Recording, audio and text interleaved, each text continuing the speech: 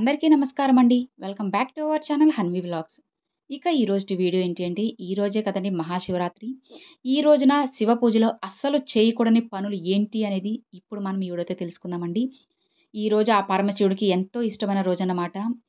ఈరోజు బుధవారం రోజు శివరాత్రి పండుగైతే వచ్చింది. ఈ రోజున శివుడు లింగాకృతి పొందిన రోజు. అలానే శివరాత్రి రోజునే శివపార్వతుల వివాహం కూడా జరిగింది.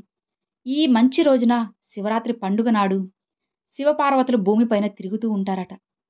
కాబట్టి ఈ శివరాత్రి పండుగ రోజున ఎట్టి పరిస్థితిలోనూ కొన్ని తప్పులను అస్సలు చేయకూడదు. ఈ రోజున తెలియక చేసే కొన్ని తప్పుల వల్ల జీవితంలో ఎన్నో సమస్యలు ఎదుర్కోవాల్సి వస్తుంది. కాబట్టి ఈ శివరాత్రి పండుగ రోజున పొరపాటున కూడా మీరు ఈ తప్పులు అస్సలు చేయకండి. ఒకవేళ చేశారా, జీవితంని మీరే కష్టాల్లోకి నెట్టేసుకుంటున్నట్లు. ఈ రోజున పొద్దున్నే నిద్ర లేవాలి. తెల్లవారుజామునే లేచి ప్రతి ఒక్కరు కూడా ఖచ్చితంగా తలస్నానం ఆచరించాలి. ఎట్టి పరిస్థితుల్లోనూ ఆలస్యంగా నిద్ర లేవకూడదు. అలా చేస్తే మీ ఇంటికి దరిద్రం పడుతుంది. అలానే శివరాత్రి రోజున శివాలయానికి వెళ్ళేవాళ్ళు ఉదయాన్నే 11 గంటల లోపే శివుడిని దర్శించుకోవాలి. మధ్యాహ్నం 12 దాటిన తర్వాత ఎట్టి పరిస్థితిలోనూ శివాలయానికి వెళ్ళకూడదు. ఈ శివరాత్రి రోజున శివపార్వతులు కైలాసం నుండి భూమిపైకి వస్తారట.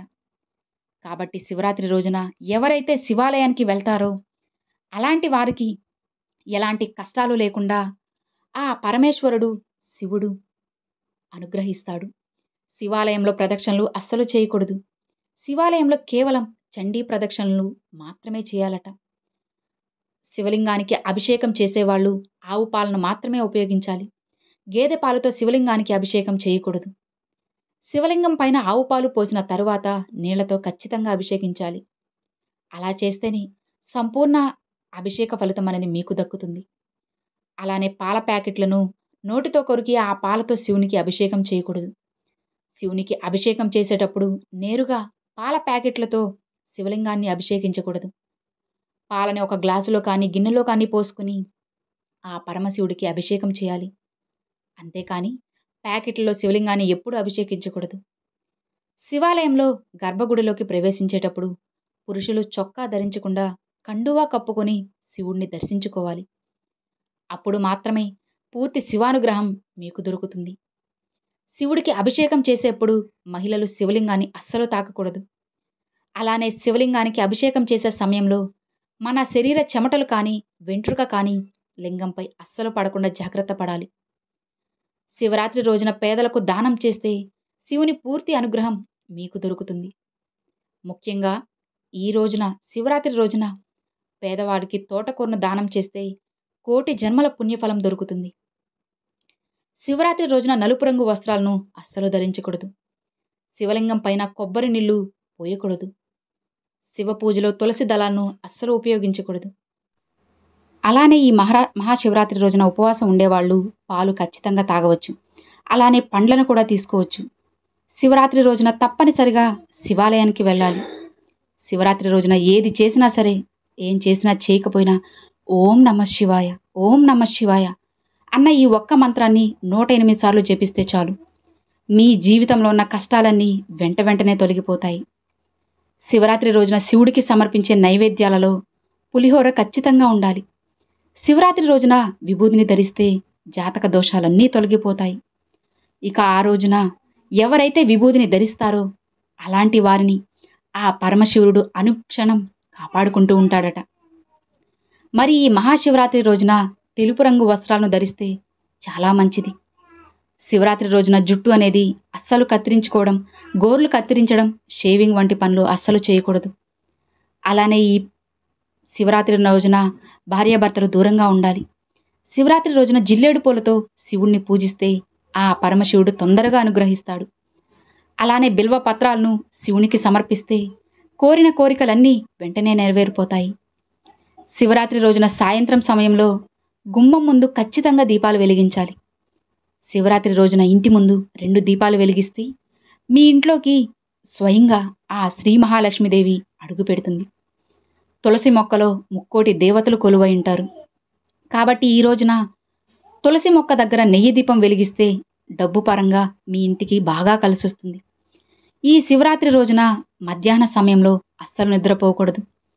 అప్పుల సమస్యలతో బాధపడేవాళ్ళు శివలింగం ముందు ఒక్క నెయ్యి దీపం వెలిగించి శివునికి నమస్కారం చేసుకుంటే చాలు, అప్పుల సమస్యలన్నీ తీరిపోతాయి. అలానే మీ జీవితంలో గొప్ప స్థాయికి ఎదగాలి అంటే చెరుకు రసంతో శివలింగానికి అభిషేకం చేయండి. శివుని ఆశీర్వాదంతో ఉన్నత స్థాయికి ఎదుగుతారు. అలానే శివరాత్రి రోజున సాయంత్రం సమయంలో మీ ఇళ్లంతా సాంబ్రాణి ధూపాన్ని వేయండి. మీ ఇంట్లో ఉన్న దుష్ట శక్తులన్నీ బయటకు వెళ్ళిపోతాయి. మీ ఇంట్లోకి దేవతలు అడుగు పెడతారు. మహాశివరాత్రి రోజున శివలింగానికి అభిషేకం చేస్తే కోటి జన్మల పుణ్య ఫలితం మీకు లభిస్తుంది. చెంబుడు నీళ్లను శివలింగం పైన పోసినా సరే ఆ పరమేశ్వరుడు ఎంతో సంతోషిస్తాడట. శివరాత్రి రోజున ఖచ్చితంగా ఉపవాసం ఉండాలి. శివరాత్రి రోజున ఉపవాసం ఉంటే కోటి సోమవారాలు ఉపవాసం ఉన్నంత పుణ్యం లభిస్తుంది. శివరాత్రి రోజున ఉపవాసాలు ఉండలేని వాళ్ళు ఉల్లిపాయ అలానే వెల్లుల్లి వంటి ఆహార పదార్థాలను అస్సలు తినకూడదు. శివరాత్రి రోజున కందిపప్పును ఉపయోగించకూడదు. అలానే గోధుమలను అస్సలు వాడకండి. శివరాత్రి రోజున మాంసాహారాల్ని ముట్టుకోకూడదు. అలానే శివ పూజలు చేసే సమయంలో స్టీల్ పాత్రల్ని ఉపయోగించకూడదు. ఈ శివరాత్రి రోజున ఒక చిన్న శివలింగాన్ని అయినా సరే తెచ్చుకొని పూజ గదిలో పెట్టుకుంటే మీ ఇంటికి అఖండ రాజయోగం అనేది సిద్ధిస్తుంది. అలానే ఒక చిన్న మట్టి శివలింగాన్ని తయారు చేసి ఆ మట్టి శివలింగానికి అభిషేకం చేస్తే విపరీతమైన ధనలాభం అనేది సిద్ధిస్తుంది. మహాశివరాత్రి రోజున ఖచ్చితంగా జాగరణ చేయాలి. జాగరణ చేయడం వల్ల పరమేశ్వరుడు సంతోషించి భక్తుల కోరికలన్నిటినీ త్వరగా నెరవేరుస్తాడు. శివరాత్రి జాగరణ చేసేవాళ్ళు శివుడికి భక్తి పాటలు వింటూ ఉండాలి. ఈ విధంగా మహాశివరాత్రి నాడు భక్తి శ్రద్ధలతో శివుణ్ణి పూజిస్తే శివపార్వతుల పూర్తి ఆశీర్వాదం మీకు సంపూర్ణంగా లభిస్తుంది. చూశారు కదండి, ఈ విధంగా రేపు శివరాత్రి రోజున మీరు కనుక చేసినట్లయితే ఆ పరమశివుని పూర్తి ఆశీర్వాదం అనుగ్రహం మీపై ఎల్లప్పుడూ కలిగింది అంటే ఇక మీ జీవితంలో ఎలాంటి సమస్యలు అస్సలు మీకు రానే రావన్నమాట. ఎవరైతే భక్తి శ్రద్ధలతో నియమనిష్టలతో ఆ పరమేశ్వరుని ప్రార్థిస్తారో వాళ్ళ జీవితంలో ఎలాంటి కష్టాలు, సమస్యలు, బాధలు ఇవి ఏమీ కూడా దరిచేరవు. వాళ్ళనే కాకుండా వాళ్ళ కుటుంబ సభ్యులు కూడా మనశ్శాంతిగా సంతోషంగా జీవించగలరు. ఒక్కసారి శ్రద్ధగా ఆ శివయ్యను పూజిస్తూ ఉండండి. ఖచ్చితంగా ఆ పరమశివుని పూర్తి ఆశీర్వాదం, అనుగ్రహం మీకు అందరికీ కలుగుతుంది.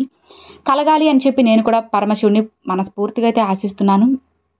ఇక ఇది ఫ్రెండ్స్ ఈ వీడియో. అందరికీ ముందుగా మహాశివరాత్రి శుభాకాంక్షలు అండి. ఆ పరమశివుని పూర్తి ఆశీర్వాదం, అనుగ్రహం మీ అందరికీ కలగాలని మనస్ఫూర్తిగా అయితే ఆశిస్తున్నాను. ఇక మరి చూశారు కదండి, ఈ వీడియో మీ అందరికి నచ్చినట్లయితే ఒక చిన్న లైక్ చేయండి. మరికొంతమంది మీ ఫ్రెండ్స్ అండ్ ఫ్యామిలీస్కి షేర్ చేయండి. ఫస్ట్గా మన ఛానల్ చూసేవాళ్ళ సబ్స్క్రైబ్ చేసి సపోర్ట్ చేయండి ఫ్రెండ్స్. Thanks for watching. ఓం నమ శివాయ. జై వారాహి.